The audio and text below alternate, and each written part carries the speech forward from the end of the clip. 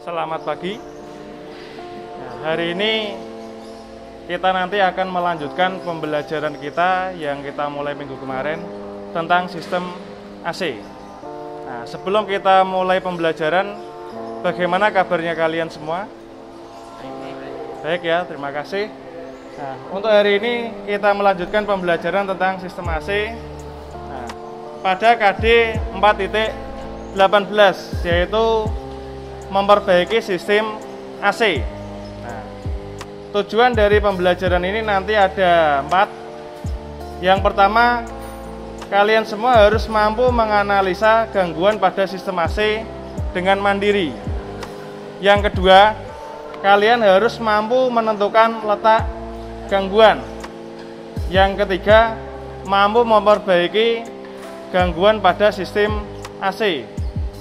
Yang keempat adalah mampu menguji kinerja atau hasil dari perbaikan yang telah kalian lakukan.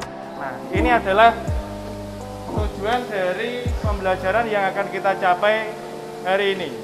Kita lanjutkan pembelajaran minggu lalu tentang siklus dari kerja refrigerasi atau cara kerja dari sistem pendingin. Mulai dari komponennya, yang pertama ada kondensor, kompresor. Kompresor ini berfungsi untuk menaikkan tekanan dan temperatur dari gas refrigeran. Nah, berikutnya, komponen berikutnya adalah kondensor. Ada yang tahu fungsinya kondensor? Saya, Pak. Ya, silakan Mas. Untuk mendinginkan gas refrigeran bersuhu tinggi, bertekanan tinggi menjadi cairan refrigeran bersuhu rendah, bertekanan tinggi, Pak. Ya, terima kasih.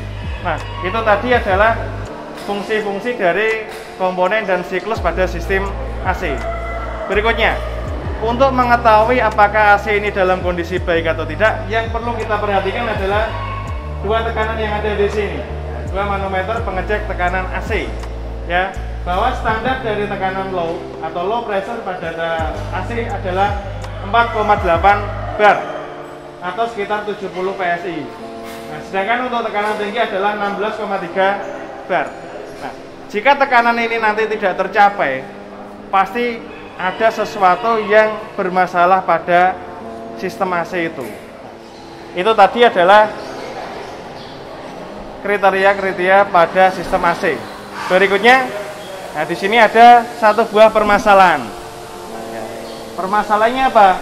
Ketika AC dinyalakan, siklus pendinginannya tidak normal. Nah, seperti apa tidak normalnya?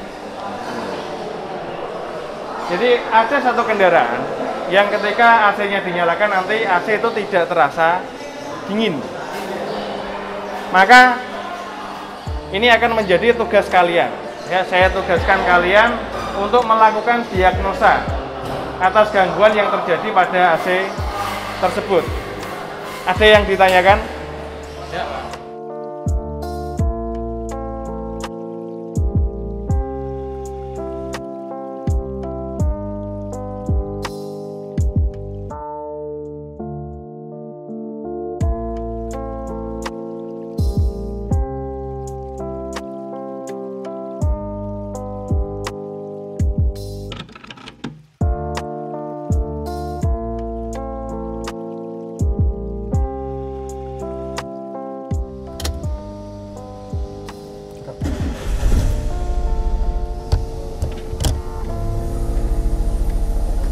AC-nya tidak dingin.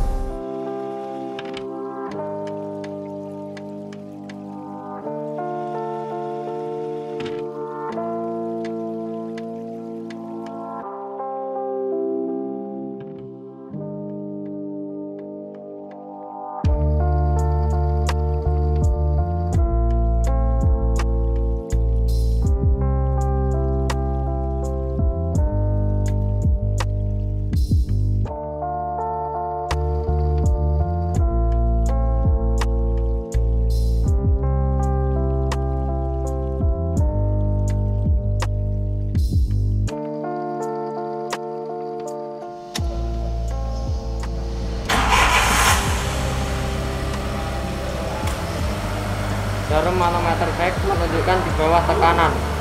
Dari permasalahan mobil ini, ketika mobil dihidupkan AC tidak dingin. Dari diagnosa kami, cairan refrigeran kurang dari standar.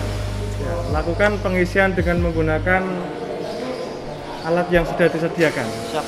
Sebelum dilakukan pengisian AC atau refrigeran, kita lakukan dulu proses recovery dengan cara membuka katup high dan low. Setelah itu kita pencet tombol recovery lalu start. Nah, recovery ini adalah langkah untuk memasukkan kembali freon atau refrigeran dari dalam mobil ke dalam alat refrigeran recycle. Dengan alat ini maka refrigeran yang ada di mobil yang biasanya terbuang kita bisa memanfaatkan kembali sehingga akan didapatkan tingkat ergonomis yang lebih tinggi dengan adanya mesin ini. Ketika terdengar suara seperti ini menandakan kalau proses recovery ini sudah selesai. Maka yang harus kita lakukan adalah kita bisa memencet tombol finish untuk menyelesaikan recovery. Setelah dilakukan recovery, langkah berikutnya adalah kita lakukan vakum. Vakum ini kita lakukan untuk membersihkan udara yang ada pada sirkulasi mobil dengan cara pencet tombol vakum. Setelah memasukkan waktu, kita pencet tombol start. Kita telah menyeting pada waktu 5 menit, maka selama 5 menit ini udara yang ada di dalam siklus AC akan dibersihkan supaya pengisiannya nanti menjadi lebih maksimal dan AC menjadi terasa dingin. Setelah terdengar suara seperti ini, maka kita dapat memasukkan oli dengan membuka keran oli.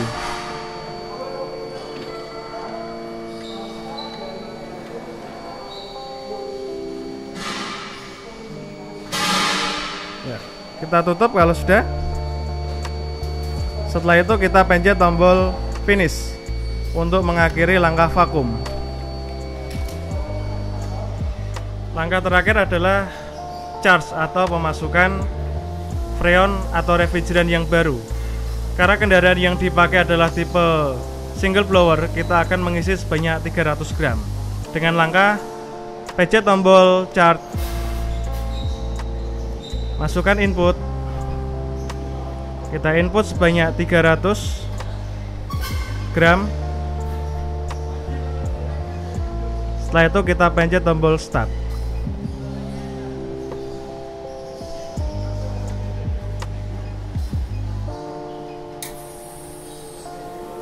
Nah, maka kita akan mengisi sebanyak 300 gram ke dalam unit mobil. Setelah terdengar suara seperti biasa, kita pencet tombol finish. Lapor Pak, refrigeran sudah kami isi ke Daihatsu Xenia dan hasil semua parameter sudah terpenuhi dan AC sudah kembali normal. Ya, terima kasih untuk laporannya. Dari kesimpulan praktek yang kami lakukan hari ini didapatkan diagnosa bahwa cairan refrigeran kurang dari standar dan untuk mengatasi permasalahan kita mengisi refrigeran menggunakan alat refrigeran recycle dari Hasbuan sehingga AC kembali normal. Dari hasil praktek tadi, di sini ada beberapa penyebab yang dapat menyebabkan AC menjadi tidak dingin. Yang pertama adalah refrigeran yang kurang, pengisian refrigeran berlebihan, terdapat udara di dalam siklus, terdapat uap air dalam siklus, refrigeran tidak tersirkulasi, ekspansi valve tidak bekerja dengan baik, ataupun tidak ada kompresi.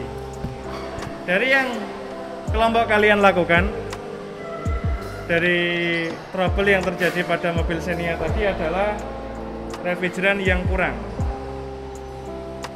Cirinya adalah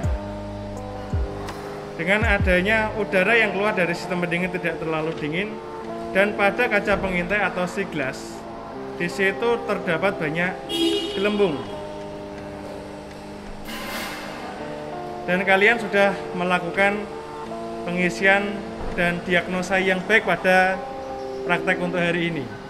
Nah, berikutnya sebelum saya akhiri pembelajaran, adakah yang ditanyakan dari pemeriksaan pada sistem AC yang tadi?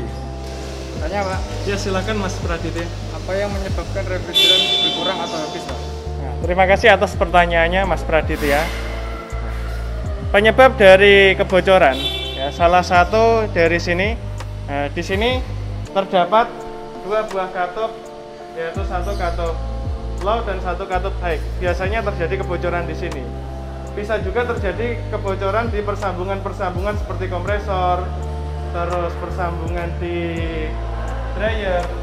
Nah, di persambungan-persambungan itu nanti biasanya ada kebocoran. Nah, untuk pemeriksaan kebocoran itu biasanya kita gunakan leak detector untuk mendeteksi adakah refrigeran yang keluar dari sistem. Itu yang biasanya kita lakukan. Terima kasih atas pertanyaannya. Masih ada yang tanya lagi? Terima kasih untuk pembelajaran hari ini. Sangat menarik sekali pembelajarannya.